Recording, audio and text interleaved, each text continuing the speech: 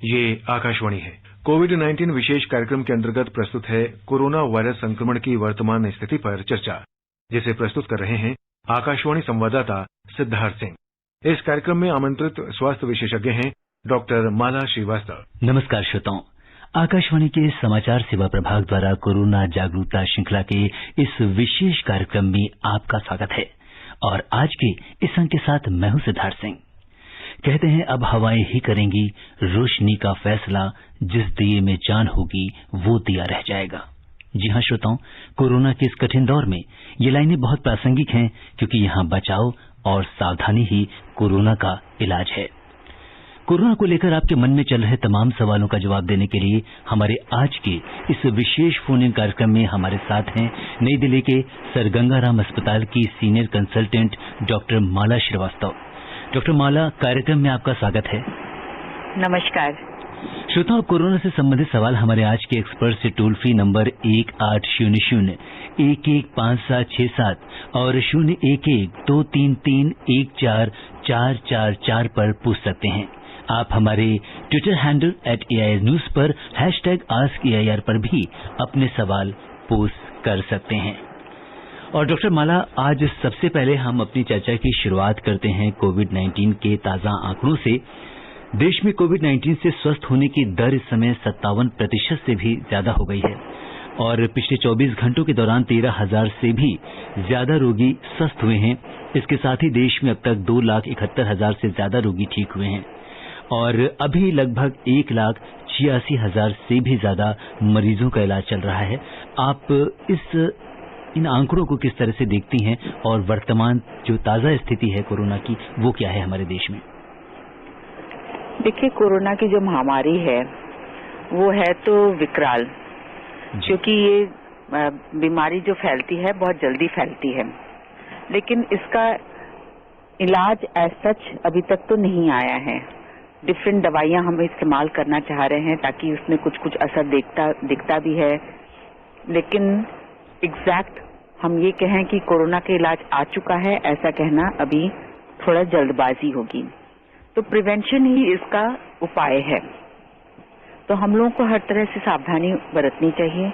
जो हमारी एडवाइजरी दी गई है कि मास्क पहनना है, सोशल डिस्टेंसिंग रखनी है, बार बार हाथ धोना है, क्राउडिंग नहीं करनी है, हर चीज को संभाल कर इस्तेमाल करना है, जैसे डोर हैंडल, इन सबको बार बार नहीं छूना है, फेस पर हाथ नहीं लगाना है। इस तरह की जो एडवाइजरी या प्रिकॉशंस हमें दिए जाते हैं वो हमें पालन करना है। और अगर हमारे को पता है कि कोई कोविड पेशेंट है जी, उससे हमें वो नेग्लेक्ट नहीं करना है, रिस्पेक्ट करना है। पेशेंट है, इलाज करना है, लेकिन सावधानी उसके लिए भी जरूरी है ताकि मरीज की हालत ना बिगड़े, और आपके लिए भी जरूरी है, घर वालों की भी जरूरी है कि बीमारी फैले ना। डॉक्टर, जो हम आंकड़े देख रहे हैं कही जी, मे बी इंडिया में हम लोग का इतना प्रकोप नहीं है जितना बाहर के देशों में है। हो सकता है हमारा जो स्टेन हमारे को आया है वो म्यूटेटेड स्टेन है, उसमें इतनी ज्यादा केसेस जो मॉडरेट केसेस या सीवियर केसेस नहीं हैं, मोस्टली शायद माइल्ड केसेस ही हैं जो जल्दी जल्दी ठीक भी हो रहे हैं।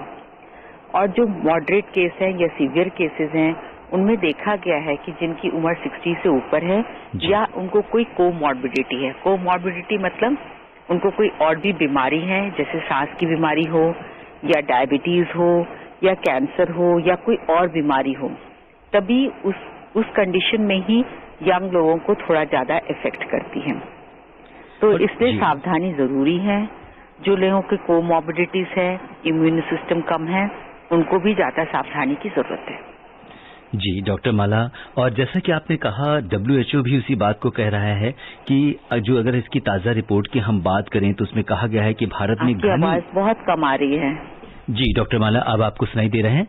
जी, अगर हम WHO की बात करें तो उसकी रिपोर्ट में कहा गया है कि भारत में घनी आबादी के बावजूद प्रति लाख आबादी पर कोविड के मामले दुनिया में सबसे कम हैं। प्रति लाख आबादी पर जहां देश में कोविड के सिर्फ 30 मामले हैं, वहीं पूरे वर्ल्ड में जो एवरेज है वो 114 से अधिक है। तो आप इसे किस तरीके से देखती हैं? हमें बहुत खुश नहीं होना चाहिए, क्योंकि हमें ये देखना चाहिए कि अभी भी हमारे पास बीमारी का चैलेंज है। ये बीमारी फैल सकती है और कहाँ तक जाएगी हमें पता नहीं है, लेकिन हमें सब तरह से सावधानी करनी है। ये सच है कि हमारी इतनी घनी आबादी है, उसके अनुसार हमारे जो इन्फेक्शन रेट है वो कम है, लेकिन इसमें हमें बहुत खुश होने की जरूरत नहीं है, क्योंकि अगर बीमारी बढ़ी तो काबू से बाहर हो सकती है। जब तक हम इसको कंट्रोल कर सकते हैं तब तक ही अच्छी बात है। हमें बीमारी के लिए कम होने से इतना खुश होने की जरूरत नहीं है, हमें सावधानी करनी है, इस बीमारी को रोकना है, इस बीमारी से लड़ना है और इस पर हमें विजय पाना है। वो हमारा मकसद होना चाहिए।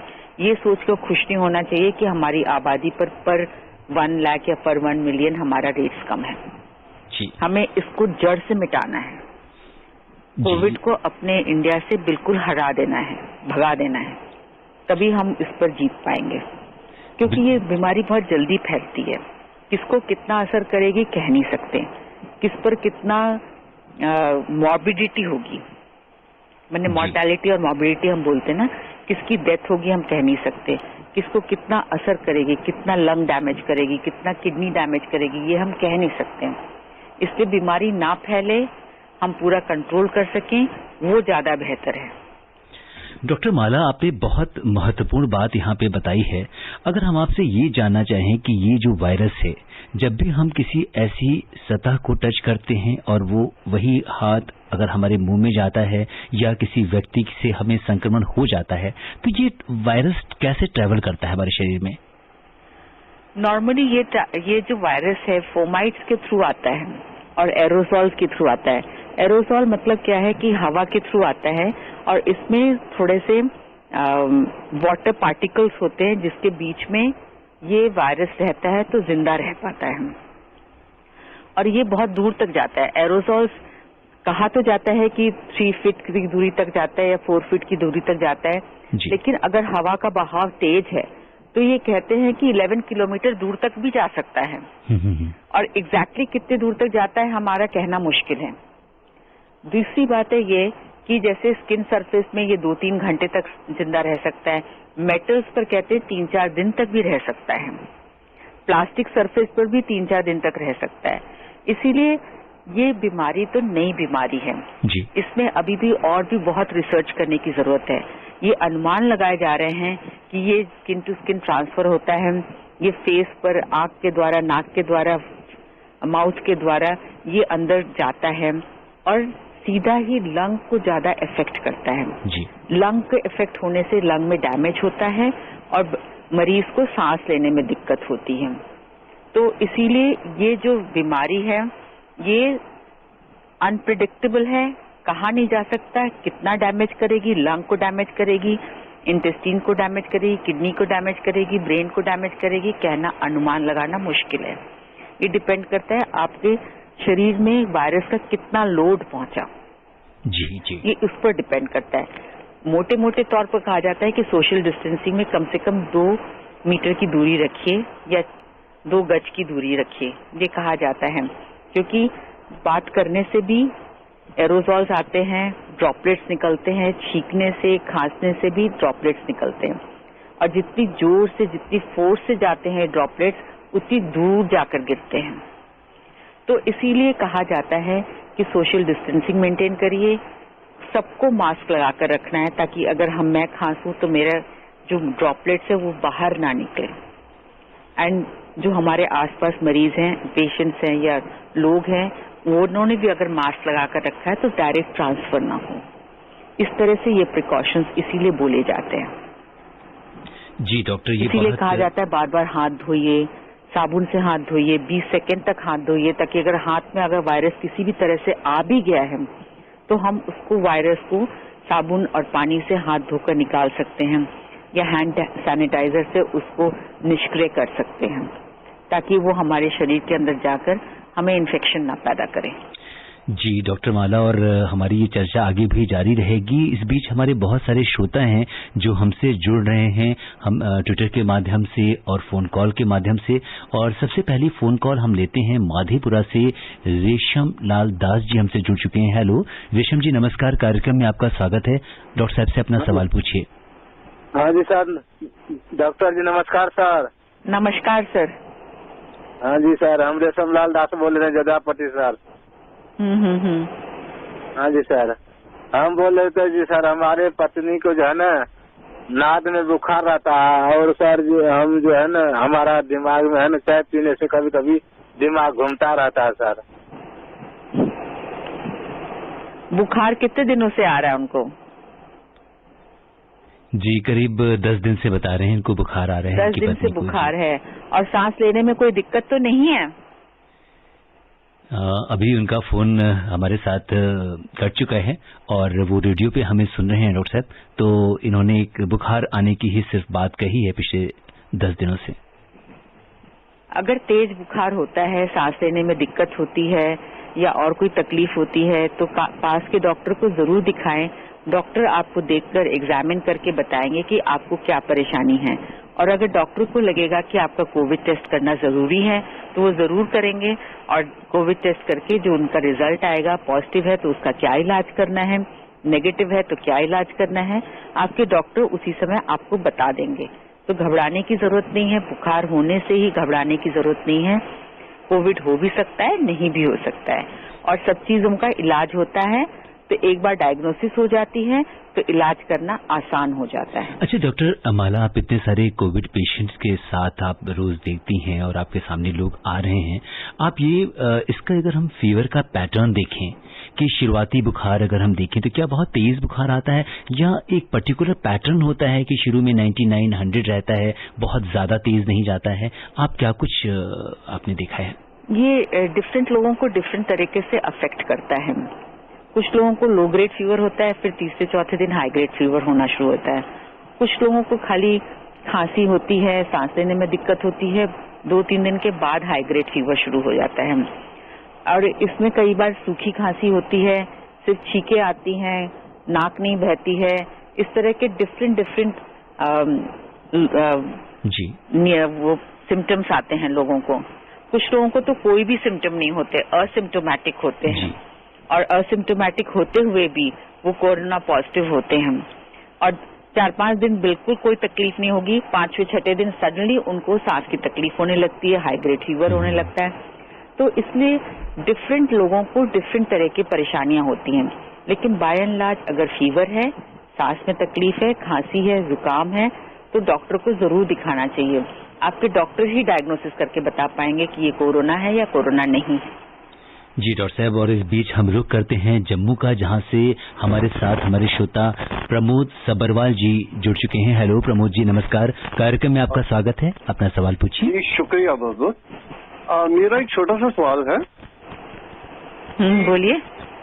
यदि हम पार्क में अकेले में सैर कर रहे हैं या अपनी कार को ड्राइव कर रहे हैं तो क्या वहाँ भी हमें मास्क पहनना चाहिए? अगर कार के अंदर आपने सारी खिड़कियां बंद रखी हैं जी, मैंने आपके अलावा और कोई नहीं है जी, तब तो आप बिना मास्क के रह सकते हैं, लेकिन अगर आपने खिड़कियां खोलकर आप ड्राइव कर रहे हैं तो आपको मास्क पहनना चाहिए।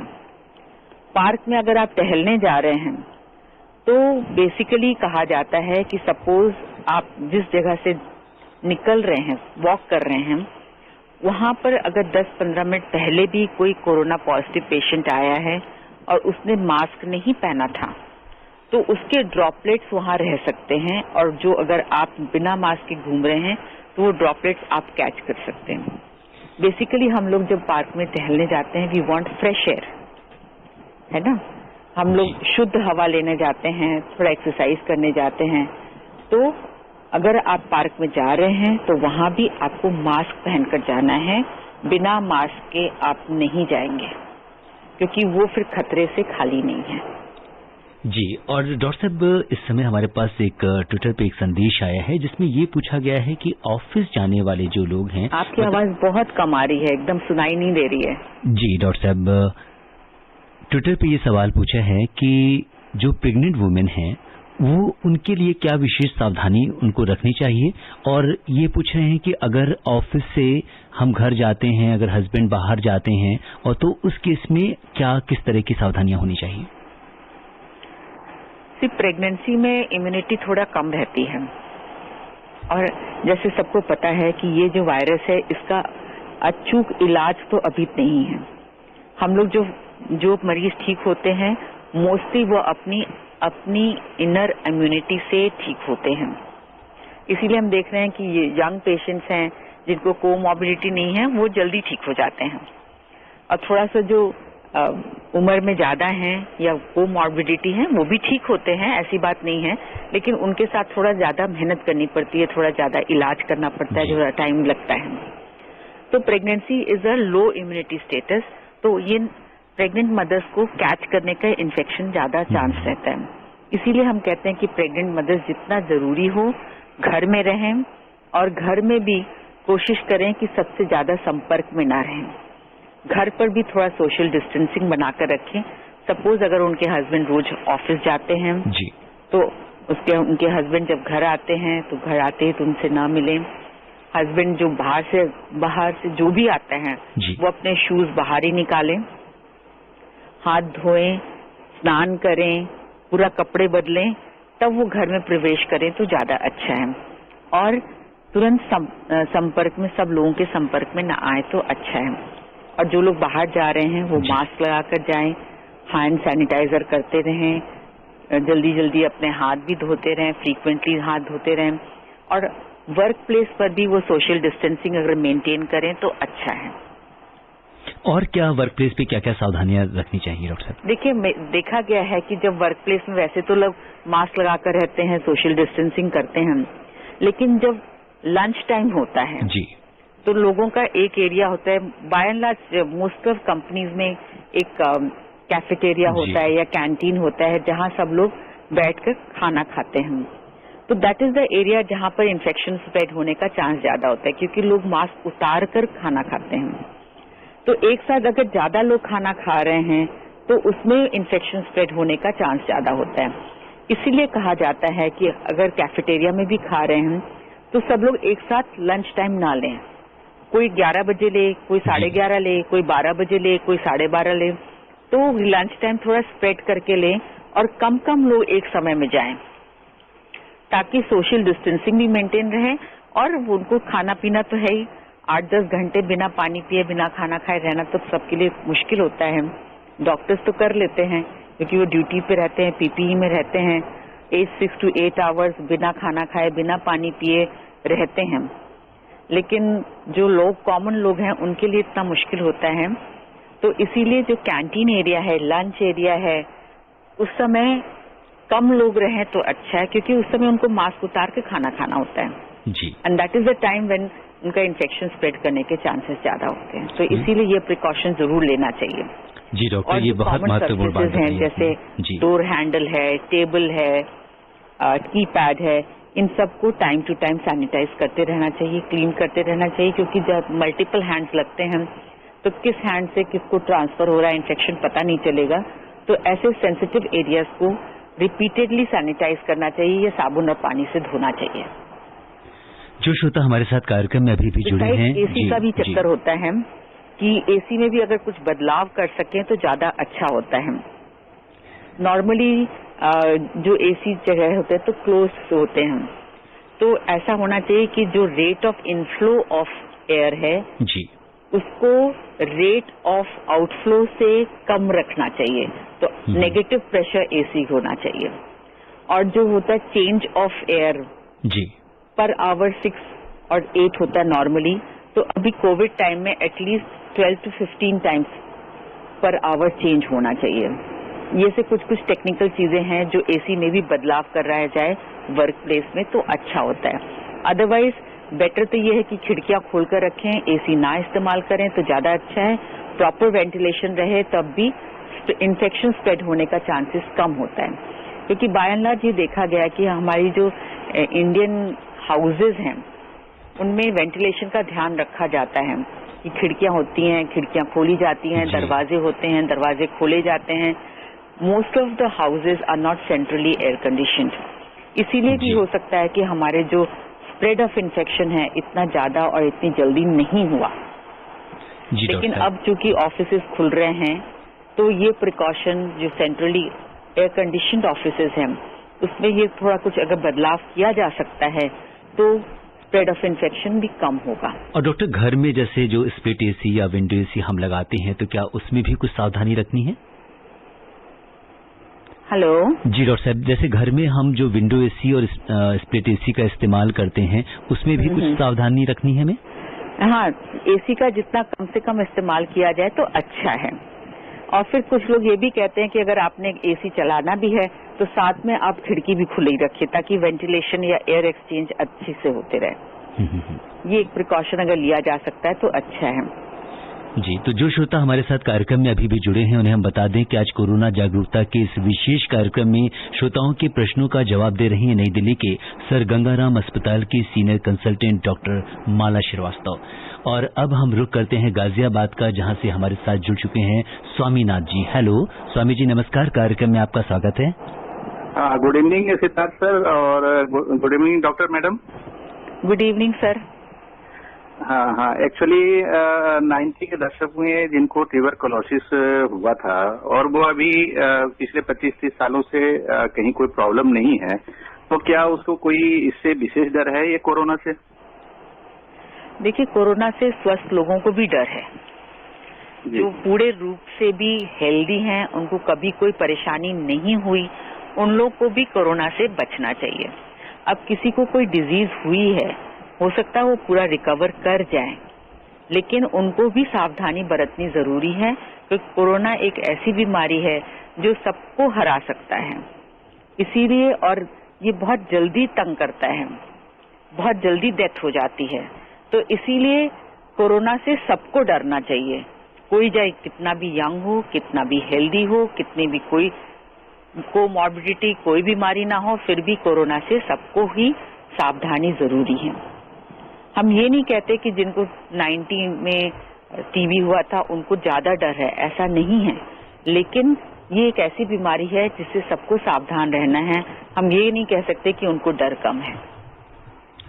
और डॉक्टर, इस समय एक शॉर्ट फेरी पेरावर की काफी चर्चा हो रही है व्हाट्सएप पे, सोशल मीडिया पे, कि एंटीवायरल प्रॉपर्टीज इसके अंदर काफी हैं और कोरोना को लेके काफी अच्छे इसके परिणाम आए हैं। आप क्या कहेंगे? डिफरेंट दवाइयों का इस्तेमाल हम लोग करते हैं ट्रीटमेंट के लिए, एंड हर पेशेंट में कुछ ना कुछ उसका फायदा होता है। ये हम कैटेगराइज करना बहुत मुश्किल होता है कि ये पेशेंट अपनी इम्यूनिटी से ठीक हुआ कि दवाइयों से ठीक हुआ, ये कहना बहुत मुश्किल है। लेकिन बाय एंड लार्ज हम लोगों ने देखा गया, जैसे कई पेशेंट्स में एससीक्यूज काम कर रहे हैं, कई पेशेंट्स में एंटीवायरल काम कर रहे हैं, कई पेशेंट्स में प्लाज्मा थेरेपी काम कर रही है। तो वो डिपेंड ऑन पर्टिकुलर पेशेंट, जैसे हम कहते हैं ना टेलर मेड थेरेपी, इस पेशेंट को क्या काम करेगा वो उसके डॉक्टर ही समझा सकते हैं। लेकिन बाय एंड लार्ज बहुत सारी दवाइयों का इलाज हो रहा है और बहुत सारे पेशेंट्स ठीक भी हो रहे हैं, और ये एक अच्छी बात है।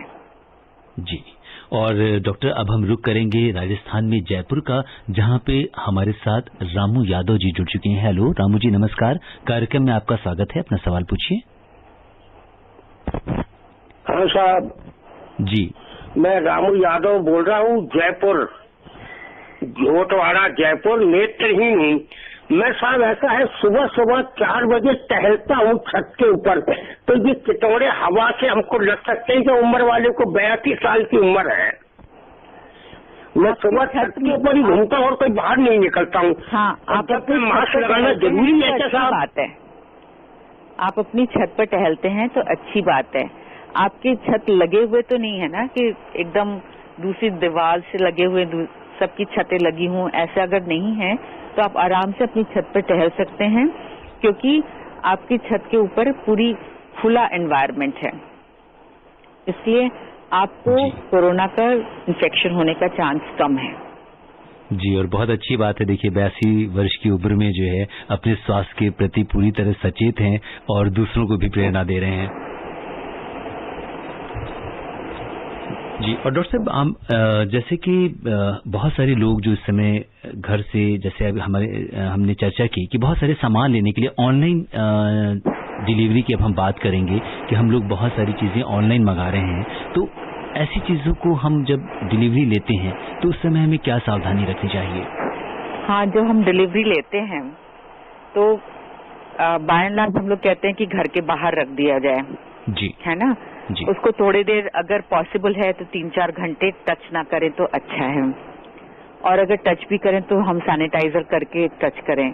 अगर वॉशेबल चीजें हैं जी, अगर हमें लगता है कि ये चीज वॉश करी जा सकती है तो उसको वॉश करके फिर इस्तेमाल करा जाए, और अगर लगता है कि वॉश नहीं करना है और ऐसी कोई इमरजेंसी वाली चीज नहीं कि जो हमें इस्तेमाल करना है, तो कई बार हम कहते हैं कि दरवाजे के जस्ट अंदर रख दीजिए, 2-3 दिन के बाद हम उसको टच करें, क्योंकि 96 आवर्स में हर तरह का वायरस खत्म हो जाता है।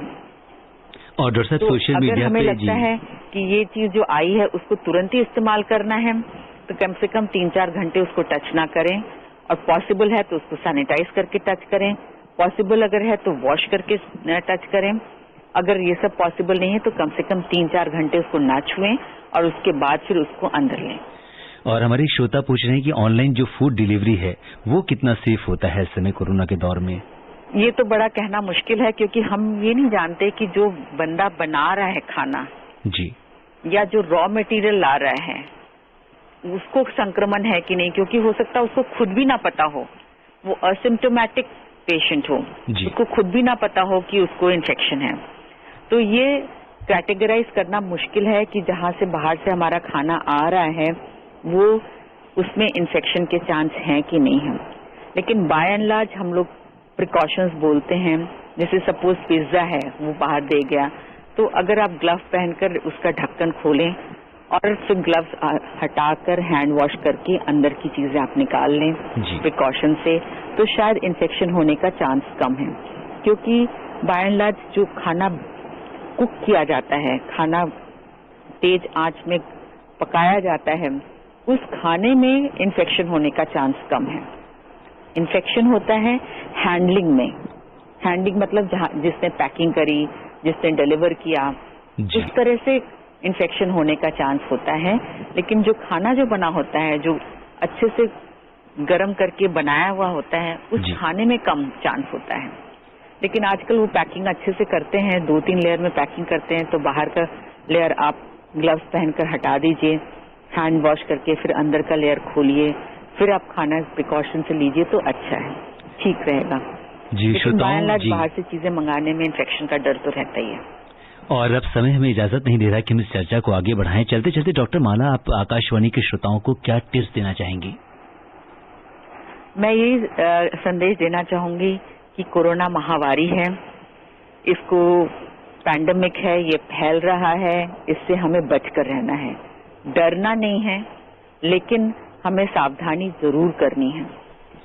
हमें इतनी तरह की सावधानी करनी है कि अपनी डे टू डे लाइफ में हमें इस तरह से बचकर रहना है कि हमें काम भी करना है, स्वस्थ भी रहना है, इम्यूनिटी भी बढ़ानी है और इन्फेक्शन को से दूर भी रहना है।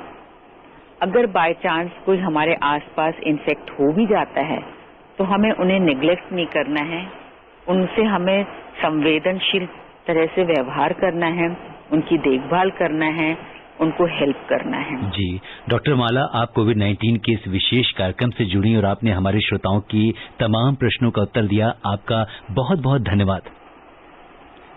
Thank you. श्रोताओं, आज के अंक में बस इतना ही। कोरोना के प्रति जागरूकता और सावधानी ही कोरोना से बचाव है, इसलिए हम आपसे यही अनुरोध करेंगे कि आप अपने आसपास स्वच्छता बनाए रखिए, हाथ धोते रहिए, मास्क पहनिए, सोशल डिस्टेंसिंग का पालन करिए और अपने मोबाइल फोन में आरोग्य सेतु ऐप जरूर डाउनलोड कीजिए। आप स्वस्थ और सुरक्षित रहते हुए दूसरों को भी सुरक्षित रखें, इसी कामना के साथ दीजिए मुझे अनुमति। नमस्कार। कोविड-19 विशेष कार्यक्रम के अंतर्गत अभी आप सुन रहे थे कोरोना वायरस संक्रमण की वर्तमान स्थिति पर चर्चा, जिसे प्रस्तुत कर रहे थे आकाशवाणी संवाददाता सिद्धार्थ सिंह। इस कार्यक्रम में आमंत्रित स्वास्थ्य विशेषज्ञ थे डॉक्टर माला श्रीवास्तव। ये कार्यक्रम आकाशवाणी के समाचार सेवा प्रभाग द्वारा प्रस्तुत किया गया। इसे आप हमारे mobile app news on AIR पर भी सुन सकते हैं। इस कार्यक्रम के संबंध में अपनी प्रतिक्रिया आप हमें ईमेल कर सकते हैं। पता है AIRNSDtalks@gmail.com। ये कार्यक्रम फिर से सुनने के लिए लॉगिन करें हमारी वेबसाइट newsonair.com।